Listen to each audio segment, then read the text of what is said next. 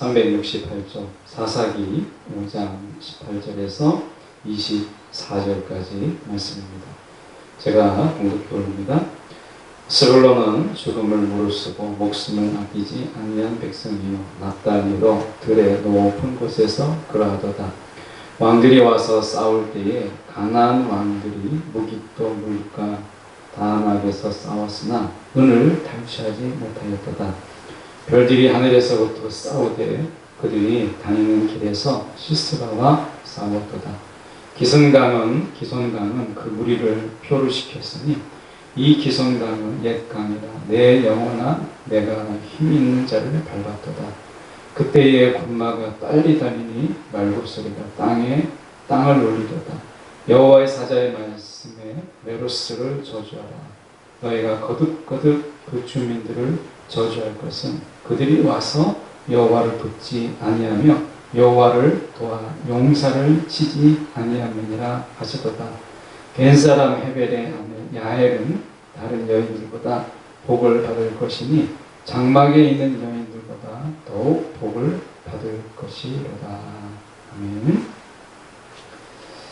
오늘 이 말씀 가지고 우리 함께 하나님을 돕는 자들이라는 제목으로 함께 말씀을 나누기로 원합니다.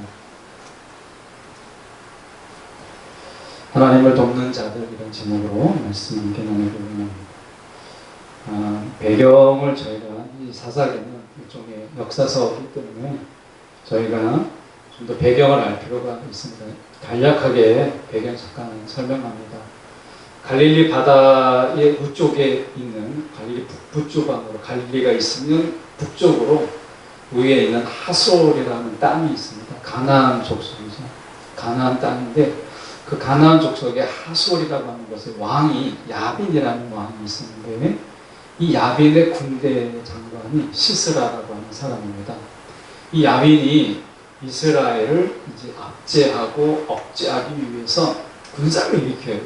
그래서 그 군사의 대표적인 군대 장관이 시스라라고 하는 군대 장관이 이제 이스라엘을 칩니다. 이때 하나님께서 드보라와 바락을 하나님께서 세우셔서 이스라엘의 그 어려운 처지를 이제 하나님께서 도우시기를 원하시죠.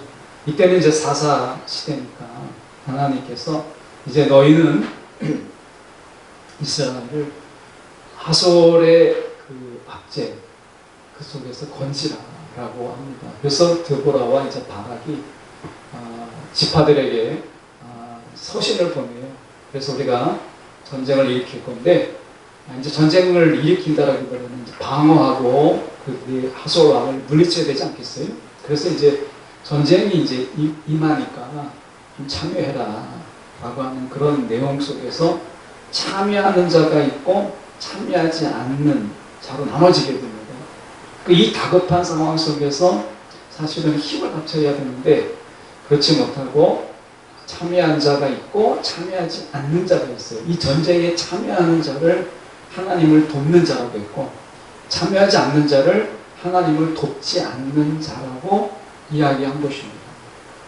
그러면 오늘 성경 속에서 누가 도왔고 누가 돕지 않았는가 라고 하는 것을 통해서 저희가 보려고 하는데요.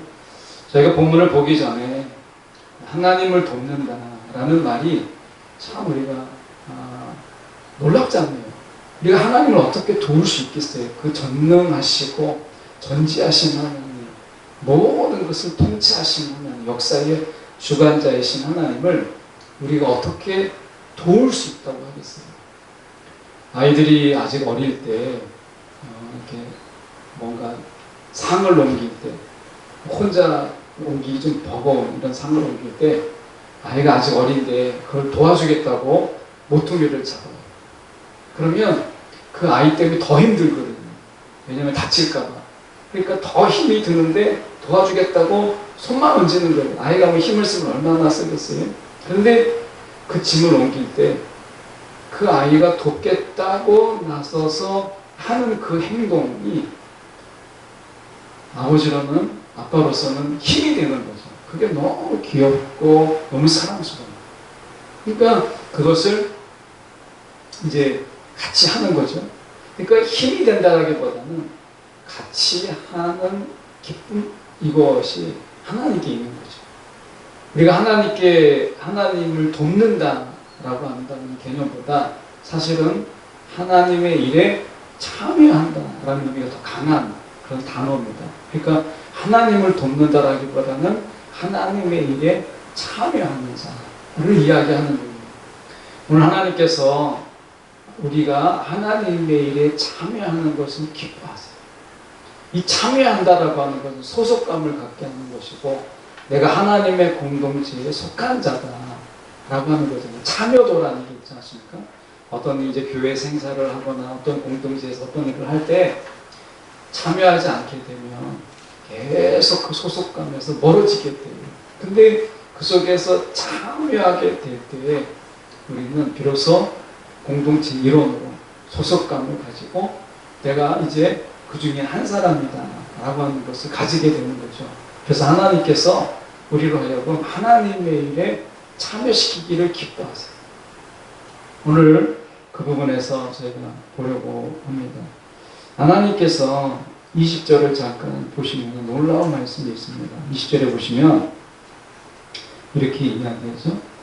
별들이 하늘에서부터 싸우되 그들이 다니는 길에서 시스라와 싸웠도다. 별들이 하늘에서부터 싸웠다. 이게 너무 이게 좀 과장된 것 같이 보이잖아요. 별들이 하늘에서 싸웠다. 그 다음 21절에 보면 기손강은 그 무리를 표류시켰으며 이렇게 되어 있습니다. 기손강은 그 무리를 표류시켰다. 이렇게 되어 있습니다. 이것은 이 가나안 시는요, 어떻게 보면 이 이 가나안 사람들이 생각한 게 무엇이냐면 바알과 아세라만 봐도 우리가 알잖아요. 비를 다스리는 신이에요. 비를 다스리는 신. 그러니까 가나안 신들은 자연을 지배하고 피조 세계를 지배하는 신들로 가나안 사람들이 인식이 되어 있었어요. 그래서 이스라엘 사람들조차도 하나님은 유목민의 하나님이지 자연을 다스리시는 하나님은 아니다. 이렇게 생각했기 때문에 가나안 땅에 들어갔을 때 그들이 바알과 아세라를 머뭇거리지 않고 섬길 수 있었던 것은 농사를 짓는 가운데 자연을 지배하는 신이 우리에게 필요하다라고 생각했던 것이죠. 그래서 하나님을 버리진 않았지만 하나님을 섬기고 또 자연의 신들을 섬긴 거죠. 이것은 하나님을 이해하지 못한 거예요. 하나님은 유목민의 하나님이 아니라 모든 자연과 피조세계를 창조하시고 지배하시는 하나님인데 가나안 땅에 들어가서 가나안의 신들을 섬기는 이스라엘이 어떤 하나님을 극히 제한시켰다는 것이죠. 오늘 우리가 살아가면서 우리 생각 속에 있는 하나님, 내가 생각하는 그 하나님으로 제한해서 하나님은 이건 잘하시지만 이거는 못하셔. 하나님을 우리의 이성에 제한시키거나 우리의 생각에 제한시키는 하나님이라면 여러분 우리는 하나님의 이적을, 하나님의 기적을, 하나님의 놀라운 통치를 경험하지 못하게 됩니다. 하나님은 끊임없이 성경 속에서 이스라엘의 편견과 편협된 생각들을 깨시죠. 오늘 하나님께서 이 시스라를 칠 때에 하늘의 별들이 그와 싸웠다라고 하는 것은 그만큼 기상이나 기후, 그래서 날씨가 이제 굉장히 밝은 날이 아니라 어둡게 하고 칠흑같이 어둠 속에서 그들이 도망갈 수 없게끔 기손강이 이제 물이 범람해가지고 어떻게 보면 그들을 표류시키는 기손강, 그 강물조차도 하솔이라고 하는 어떤 이 자연의 신을 섬기는 그들을 무력화시킨 거예요. 그래서 여기서 나와 있는 하늘의 별과 기손강이 표류시켰다라고 하는 것은 가나안 신들이 시스라를 도와주지 못했다. 결국 하나님께서 이 자연의 환경, 이것조차 비를 내리게 하고 기승 강물이 막 범람하게 하는 하나님의 다스림이 자연의 통치 속에서도 나타났다라고 하는 것을 보여주는 것이에요. 그러니까 하나님이 말씀하시는 게 뭐예요? 놀랍게도 하늘의 별도요, 하나님의 이 전쟁에 참여했고요, 하나님을 도왔어요. 기존 강물조차도 하나님을 도왔어요. 피조세계도 하나님을 도왔다 라고 하는 것을 이야기합니다. 자, 여러분 우리가 기억해야 됩니다. 이스라엘 백성들이 그들이 홍해바다 앞에 있을 때 하나님은 홍해바다를 가르셨어요. 이스라엘 백성이 출애굽하는 데 있어서 하나님이요 이 홍해바다가 이스라엘을 돕도록 하나님이 길을 얘기하셨어요. 하나님의 편에 서게 되면 자연적인 환경이나 자연의 질서도 하나님이 우리를 돕게 하세요. 우리는 환경을 바꾸지 못합니다. 저와 여러분이 놓여져 있는 환경이 우리가 그 환경 속에서 우리는 너무나 무력해요. 우리가 자연의 환경 속에서 좀 그렇잖아요. 우리가 얼마나 이 환경 속에서 무력합니까? 그런데 하나님은요, 이 자연의 환경의 파괴 속에서도 하나님은 우리를 돕는 자로 하나님을 돌이킬 수 있는 분은 우리가 오직 하나님 한 분밖에 없어요. 우리는 환경을 변화시키지는 못해요. 그런데 하나님이 우리의 환경, 처해져 있는 환경을 변화시키고 환경을 바꾸실 수 있는 유일한 분이십니다. 환경을 바꾸려고 하지 말고요. 하나님 편에 서십시오. 그게 오늘 사사기의 말씀이에요. 우리가 놓여져 있는 환경과 우리가 처해져 있는 상황을 바꾸려고 애를 쓰지 말고, 그러니까 그 상황을 바꾸려고 하고 처지를 바꾸려고 하니까 힘이 있는 사람을 찾아다니는 거잖아요. 그런데 하나님은 그렇게 말씀하지 않으세요. 우리가 놓여져 있는 맞닥뜨린 그 상황과 처지, 이 어려운 우리가 이 처지 속 환경 속에서 우리는 그것을 바꾸려고 하지 말고 이스라엘처럼 드보라와 바락처럼 하나님의 편에 서면 하나님이 바꾸시는 거예요. 나는 능력이 없지만 나는 하나님의 편에 설 수는 있잖아요. 하나님이요, 우리가 아무리 믿음이 좋아도 하나님이 우리 보고 환경을 바꿔라, 너의 처지를 바꿔라, 이렇게 말씀하진 않으세요. 하나님이 요구하시는 것은 하나님 편에 서라, 하나님을 의지하라, 이렇게 말씀하시죠. 그러면 하나님이요, 환경을 바꾸세요. 우리의 문제에 이런 상황을 바꾸세요. 여러분, 하나님께서 우리 가운데 요구하시는 것을 잘 아십니다. 그래서 하나님이 내가 18절에 말씀하죠. 스불론은 죽음을 무릅쓰고 목숨을 아끼지 아니한 백성이요, 이렇게 얘기합니다. 몇 개 지파들이 참여를 합니다. 다 참여한 건 아니에요. 그런데 스불론도 참여하는데 기왕에 참여하는데 모양만 갖추지 않았어요. 모양만. 그냥 숟가락만 얹고 내가 참여했다, 이름만 올리는 이런 참여가 아니었습니다. 오늘 우리가 하나님의 일에 하나님 우리를 참여하도록 부르셨잖아요. 예배에 참여하고 기도에 참여하고 우리가 하나님 앞에 우리가 이 찬양하는데 참여하도록 하나님께서 우리를 부르셨어요. 그렇다면 우리가 모양만, 흉내만 내는 자가 아니라, 우리가 바리새인들을 보면 하나님이 그들을 부르셨는데 사실은 바리새인들이 공로가 있거든요. 그런데 어떻게 해요? 하나님의 일에 참여하도록 부름받았는데 그들이 흉내만 내고 모양만 냈잖아요. 우리가 하나님의 참여의 부름을 받았다면, 예배에 하나님의 부르심을 받고 우리가 기도의 부름을 받았다면, 찬양의 부름을 받았다면 스불론이 어떻게 참여합니까? 그들이 죽음을 무릅쓰고 목숨을 아끼지 않는다라고 얘기합니다.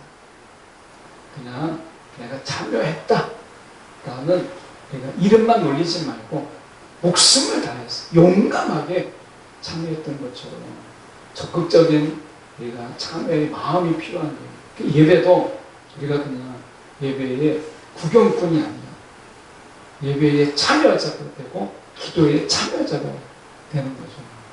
하나님이 스불론은 그렇게 이야기하는 거예요. 죽음을 무릅쓰고 목숨을 아끼지 않겠다라고 말씀합니다. 여러분 혹시 어느 성경 속에서 어떤 삶의 자리 속에서 하나님이 우리를 부르셔서 하나님의 일에 참여하도록 여러분 부름을 받았다면, 우리가 여기 본문의 말씀으로 한다면 하나님을 도울 수 있는 기회를 가지게 됐다면 스불론처럼 여러분 우리가 죽음을 무릅쓰고 용감하게 우리가 목숨을 아끼지 않냐고 참여하는 것이 필요합니다. 납달리도 그렇게 얘기했습니다. 납달리도 들의 높은 곳에서 그렇게 싸웠어요. 하나님의 일에 참여하는 가운데 여러분 적극적인 자세가 요구된다는 거예요. 우리가 우리가 종교개혁 이후에 이제 예배가 바뀌었잖아요. 그전에는 미사라고 했잖아요. 미사. 그래서 끊임없이 우리가 미사라는 말은 사실은 이제 기억한다 라는 원어적인 의미가 있어요. 미사, 메모리 뭐 이런 거잖아요. 그러니까 예수님의 죽으심을 기억하는 거예요. 가톨릭의 미사는 그래서 웅장하지만 약간 장례식 같은, 그래서 예수님의 죽음을 자꾸 기억하는 거예요. 근데 칼빈이나 루터가 종교개혁을 일으켰을 때는 내용이 달라졌어요. 예수님의 죽음을 기억하는 것이 아니라 오늘 이 자리에 계신 예수님과 함께 우리가 즐거워하고 예수님과 함께 하나님께 영광을 돌리는 훨씬 더 적극적인 예배, 이것이 교회 개혁이에요. 예배가 달라졌어요. 예배가 단순하게 주님의 죽으신 2000년 전에 죽으신 예수님을 단순하게 기억하는, 메모리하는 이런 어떤 예배가 아닙니다. 오늘 이 자리 가운데 여전히 계시고 우리 가운데 역사하시는 그 예수 그리스도, 오늘도 성령을 통하여 역사하시는 하나님의 그 성령, 하나님의 그 강력한 성령의 역사 속에 우리가 참여하고 동참하고 거기에 우리가 힘을 기울이는 이런 예배를 종교개혁은 이룬 거예요. 예배의 변혁이에요. 예배의 개혁이에요. 언제까지나 예수님 2000년에 죽은 것에 대해서 추모하는 이런 예배가 아니라 예수님은 우리를 위해서 죽으셨다 라고 하는 그런 추억과 이런 어떤 추모의 예배가 아니라 오늘 보혜사로 오신 예수 그리스도의 영, 이 땅에 오신 성령의 역사, 성령 사도행전처럼, 우리가 사도행전을 성령행전이라고 이야기하잖아요. 그런 것처럼 강력하게 역사하시는 이 성령의 역사 속에 제자들이 어떻게 했어요? 문을 걸어 잠궜던 그들이 이제 문을 열고 두려움을 깨고 나가서 이제 부활의 증인으로 외쳤던 것처럼 우리가 적극적인 스불론처럼 죽음을 무릅쓰고 정말 용감하게 하나님의 일에 참여했던 것처럼 이 시대에 우리 예배가 그런 거예요. 예배가. 그래서 우리는 예배가 이 자리에서 예배드리지만 삶의 예배 속에서 우리는 더 용맹스럽게 세상과 맞닥뜨리면서 싸우고 있는 거죠. 그래서 여러분, 우리가 드리는 예배는 종교개혁 이후에 단순하게 주님을 기억하는 예배 속에서 이 시간 역사하는 주님, 성령, 그리스도의 영 가운데 우리가 동참하는 예배, 참여하는 예배, 이 예배로 바꾼 거예요. 그런데 지금도 우리가 장례식 같은 예배, 그 속에서 역동성이 없는 이런 예배, 그냥 구경꾼으로 예배는 미사예요. 하나님이 예배를 바꾸셨잖아요. 우리가 이 예배 속에서 성령 안에서 우리가 신령과 진정으로 예배드리는 예배는 역동성이 넘치는 예배인 거예요. 우리가 그런 예배의 회복이 우리 속에서 예배드리는 가운데 우리의 심령이 요동치는 이런 예배를 하나님이 우리 가운데 원하시는 것입니다. 이게 적극적인 참여예요. 앉아있다라는 개념이 아니라 이제 우리의 마음이 격동하고 우리 속에서 다시 용기를 얻어서 내가 세상 속에서 그 어떤 문제와 환경 속에 내가 직면하는 걸 피하지 않냐고 하나님이 바꾸시거든요. 그래서 말씀에 스불론은 죽음을 무릅쓰고 목숨을 아끼지 아니했다라고 말씀합니다. 오늘도 우리가 예배 속에서 영적 전쟁 속에서 오늘도 우리가 스불론처럼 죽음을 무릅쓰고 목숨을 아끼지 아니한 삶의 예배가 있는 저와 여러분이 되기를 간절히 소망합니다. 어쩌면 우리가 말씀 속에 우리가 23절에 잠깐 보면 이런 메로스가 나옵니다. 이 메로스는 사람 이름이 아니고요. 일종의 작은 마을 공동체를, 마을을 이야기하는, 마을 사람들을 통칭하는 이야기예요, 메로스가. 근데 이 학설이 두 가지가 있습니다. 하나는 이 메로스가 어딘지 모른다, 이렇게 이야기하는 그런 해석이 있습니다. 일종의 동맹국이다, 이렇게 이야기하기도 하는데, 그 해석보다는 보다 근접한 해석이 이스라엘 한 마을이다 라는 거예요. 그러니까 이제 지금 시스라가 도망을 가는데, 그 시스라를 도망가는 가운데 그 근처에 있었던 이스라엘 마을, 이게 메로스다라고 보는 거예요. 저는 이 학설을 훨씬 더, 이 해석을 훨씬 더 지지하는데요. 동맹국이라기보다는 이스라엘 한 마을입니다. 그런데 이 메로스가 시스라를 죽일 수 있는 그 기회에 참여하지 않아요. 그래서 이들은 그 기회를 일부러 놓쳐버립니다. 그래서 이 메로스는 무엇을 상징하냐면, 하나님의 이 전쟁에 하나님을 돕지 않는 이스라엘을 대표해요. 그러니까 이스라엘 사람인데 하나님의 일에 참여하지, 이스라엘을 대표합니다. 근데 하나님이 그들에게 대해서 저주하라라고 이야기합니다. 여러분, 신앙은요, 선택이면서 또한 기회입니다. 하나님이 우리 가운데 복받을 기회를 주세요. 복받을 기회. 그냥 내가 참여만 해도 하나님 우리 가운데 복받을 기회를 주시는 거예요.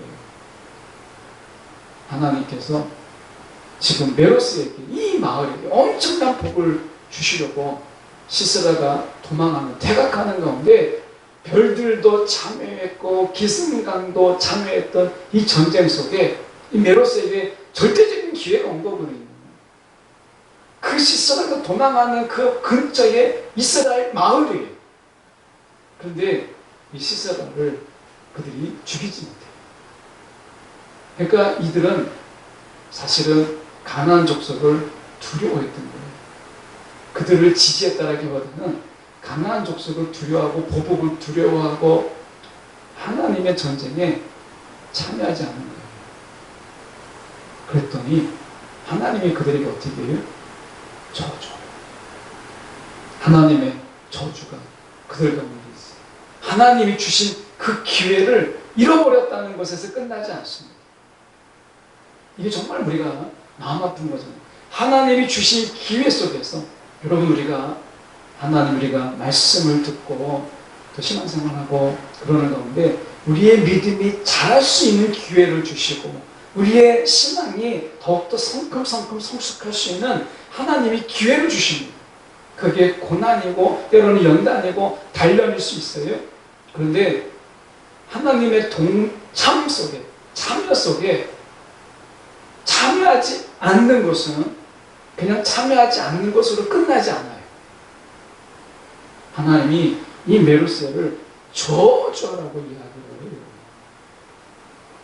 여러분, 하나님이 주신 기회를요, 놓쳐서는 안 된다는 것을 역설적으로 보여주고 있어요. 하나님의 기회를 놓치지 말라는 거예요. 그러니까 이것은 우리가 열처녀의 등불을 준비한 열처녀의 비유 속에서 나오잖아요.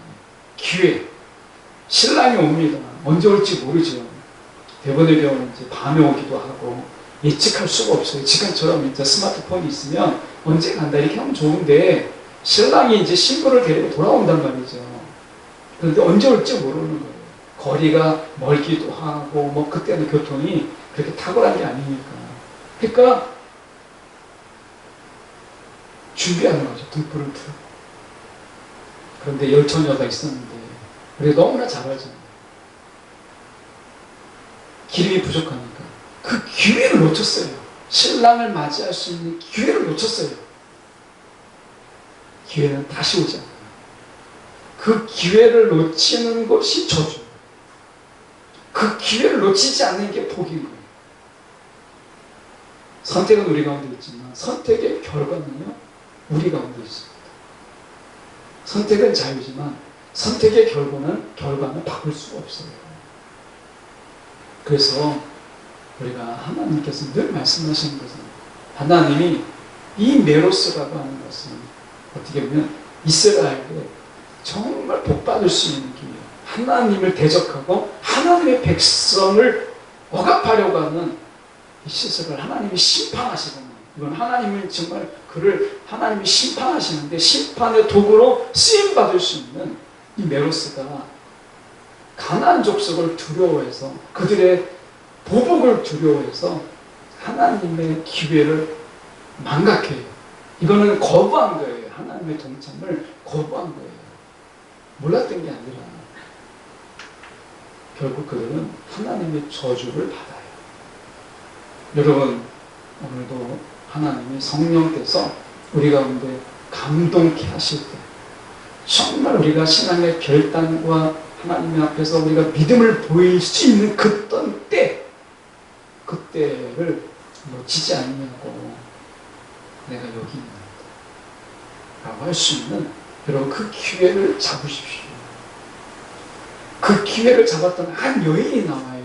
그게 24절입니다. 보면 야엘이라고 하는 인물이 나옵니다. 야엘이 겐 사람 헤벨의 아내 야엘은 다른 여인들보다 복을 받을 것이니 이렇게 되어 있습니다. 이 야엘이라는 사람은 어떤 사람이냐? 이방 여인인데 하나님의 전쟁에 참여한 이방인의 대표예요. 메로스는 이스라엘이지만 가나안 사람들의 보복이 두려워서 하나님의 전쟁에 참여하지 않았던 이스라엘을 대표하는 거라면 야엘은 이방인임에도 불구하고 하나님의 전쟁에 참여한 이방인을 대표해요. 대조되는 것이죠. 야엘에게 하나님께서 복을 주라고 얘기합니다. 시스라를 유인하고 안심시키고 나중에 이 야엘이 시스라를 여인의 몸이지만 이 시스라를 죽입니다. 잠자고 있는 시스라를 죽여요. 하나님이 말씀하시죠. 장막에 있는 여인들보다 더욱 복을 받을 것이다 라고 이야기해요. 용기가 필요하잖아요. 여인의 몸으로 이 가나안 족속의 한 나라에 군사를 움직일 수 있는 군대 장관입니다. 그래 얼마나 잔인하겠어요. 가나안 족속이 잔인하잖아요. 그런데 그 사람이 잠들어 있다고 해서 여러분 죽일 수 있어요? 쉽지 않죠. 용기가 필요한 거예요. 결단이 필요한 거예요. 여러분 신앙은 용기가 필요합니다. 믿음은 여러분 용기가 필요해요. 이 야엘이 용기를 가지고 시스라를 죽입니다. 이것에 대해서 우리가 누가복음 1장 42절에 보면 모든 여자들 중에 가장 복되며 라고 얘기하죠. 마리아를 우리가 찬양하는, 마리아를 높이는 이런 노래가 나오죠. 마리아의 그 결단, 모든 여인들 중에 가장 복되며, 그래서 마리아를 찬사를 보내는 이런 시가 나오죠. 누가복음 1장 42절에. 여러분 우리가 하나님이 야엘이라고 하는, 여러분 신앙에는 내가 있다 하는데 하나님이 주신 기회 속에서요 그때 결정이 됩니다. 나의 믿음의 색깔은 그때 결정이 되는 거예요. 내가 올림픽 하는 거 보았잖아요. 그 메달의 색깔은 언제 결정이 돼요? 그 결승전에, 그 결전의 순간에 메달의 색깔은 결정이 되는 것처럼 우리의 믿음의 칼라는요 이 결정적인 순간에 결정이 되는 거예요. 평상시에는 모릅니다. 우리의 믿음의 칼라가 어떤 색깔인지. 근데 하나님이 우리를 부르시고 그 부르시는 가운데 우리의 믿음의 색깔이 결정이 되는 거예요. 야엘은요 하나님의 복을 받았어요. 그 용기를 내어서 하나님의 전쟁에 참여하는 자가 되었어요. 평상시에는 이방인이었어요. 여러분 신앙은요 평상시의 신앙 중요합니다. 그런데요 우리가 알아야 될 것은 평상시의 신앙이 결정적인 순간에 나타나는 거예요. 메달을 따는 사람들이 그때 그냥 운이 좋아서 메달 따는 게 아니잖아요. 여러분 올림픽이라고 하는 그 기회 속에 4년을 준비하는 결과물이잖아요. 그래서 우리는 박수를 치는 거죠. 김연경 배구 선수가 공항에서 이야기한 인터뷰가 제일 기억 남는 게 그거예요. 오늘 정하고 오늘만이라도 내가 치킨을 먹고 싶다. 내일부터는 안 먹겠다. 또 다른 시합을 준비하는 거야. 내가 오늘만 치킨을 먹겠다. 여러분, 우리 치킨 뭐 많이 시켜 먹잖아요. 자유롭잖아요. 우리 저녁에 먹어도 뭐 되고 낮에 먹어도 되고, 그 먹고 싶은 것을 4년을 참는 거예요. 그렇게 생각해 보십시오. 이 야엘을 간 사람이 평상시에는 이방인인 것 같지만 그 마음속에 하나님을 향한 마음이 있었기 때문에 그 결단의 순간에 믿음의 칼라가 드러난 거예요. 그러나 메로스는 이스라엘 족속이었지만 평상시에는 하나님을 섬기는 것처럼 보였지만, 그러나 그 결정의 순간에 그들의 색은 하나님의 동참하는 그런 색깔이 아니었어요. 강한 족속이었어요. 여러분, 오늘 하나님이 주시는 그 결정적인 순간에 놓치지 않기 위해서 여러분, 영적의 칼날을 가십시오. 믿음의 칼날을 매일 가십시오. 그 순간 놓치지 않기 위해서. 이것이 여러분 복과 저주를 가야 해요. 여러분, 오늘 내가 하나님께 속한 자라면 성경의 말씀대로 여러분 성령의 검을 매일같이 말씀으로 가는 곳이 필요합니다. 말씀. 칼이요, 그냥 하루아침에 전쟁이 났다고 그때 뭐 열심히 간다고 날카로워지는 게 아니잖아요. 여러분, 칼날의 예리함은 평상시에 그 말씀으로 성령의 검을 날카롭게 하는 자가 전쟁이 났을 때 적의 목을 벨 수 있는 거예요. 저와 여러분이 오늘 하나님의 참여의 기회를 놓치지 않는 그 결정의 날에 우리의 믿음의 칼날을 화려하게 보일 수 있는 그런 믿음의 사람, 신앙의 사람 되기를 간절히 소망합니다. 기도하겠습니다.